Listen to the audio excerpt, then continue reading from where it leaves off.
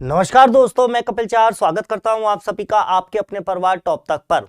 रूस और यूक्रेन के बीच में चल रहा युद्ध इस समय पर एक सामरिक मुद्दा है जो लगातार आपके सुर्खियों में बना हुआ है।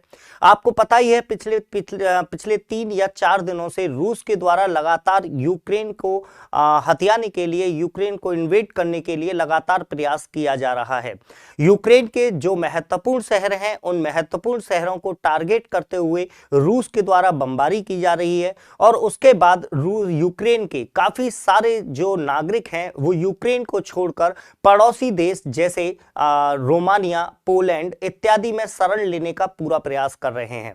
अगर आप तो वर्तमान की घटनाओं पर थोड़ा सा ध्यान दें तो अभी हाल में यूएनएससी यानी संयुक्त राष्ट्र सुरक्षा परिषद की आपात बैठक बुलाई गई और उस आपात बैठक में रूस के द्वारा किए गए कार्य की कड़े शब्दों में निंदा भी की गई, लेकिन रूस के द्वारा इस पर वीटो पावर का प्रयोग किया गया और वीटो पावर का प्रयोग करने के कारण भले ही यह मुद्दा संयुक्त राष्ट्र सुरक्षा परिषद में काफी सारे वोटों के साथ पारित होने वाला था, लेकिन रूस के द्वारा वीटो पावर का प्रयोग कर लेने से यह पारित नहीं हो पाया।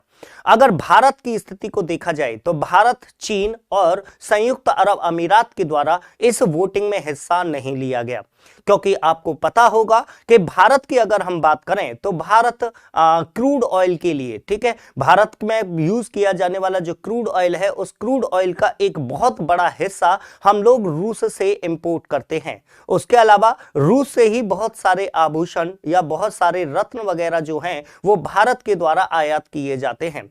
अगर हम बात करते हैं कि भारतीय अर्थव्यवस्था पर इसके प्रभाव की, तो इस समय आपको पता होगा कि जैसे ही रूस के द्वारा यूक्रेन के ऊपर ये युद्ध की घटना को संपन्न किया गया, युद्ध को घोषित किया गया, उसी के बाद से भारतीय शेयर बाजार तेजी के साथ में नीचे गिरना शुरू हो चुका है।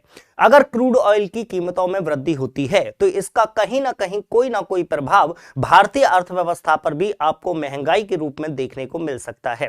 अगर हम बात करते हैं कि यूएनएससी के द्वारा जब यह प्रस्ताव लाया गया था तो कई सारे देशों के द्वारा रूस की निंदा की गई।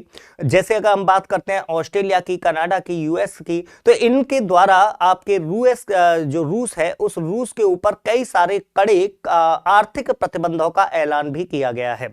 लेकिन जैसा यूक्रेन को लग रहा था कि नाटो के सदस्य देशों के द्वारा, यूएस के द्वारा या यूरोपियन कंट्रीज के द्वारा उसकी मदद की जाएगी, ऐसा कुछ नहीं हो पाया।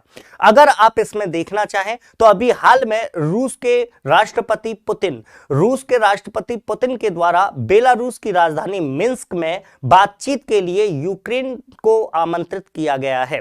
यूक्रेन से कहा गया है कि वो बेलारूस की राजधानी मिन्स्क में आए, वहां पर इस मामले में बातचीत की जाएगी, जो इस समय करंट की खबर चल रही है।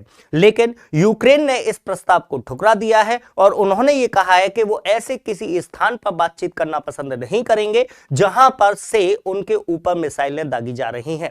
उनका मानना है कि यह बातचीत जो है यह हंगरी की राजधानी बुडापेस्ट या तुर्की की राजधानी इस्तांबुल या पोलैंड की राजधानी वार्सा में होनी चाहिए।